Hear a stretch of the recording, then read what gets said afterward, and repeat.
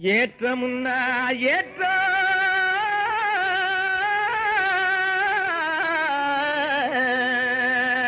இதிலே இருக்குது முன்னேற்றம். எல்லாரும் பாடுபட்டா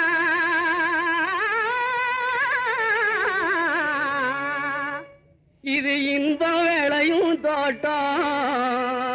எல்லாரும் பாடுபட்டா இது இன்பம் விளையும் தோட்டம். கிணத்து நீரை நிலத்துக்குத்தான் எடுத்து தரும் ஏற்றம். கிளை வெடிக்கும் பயிர்களுக்கு உயர்வளிக்கும்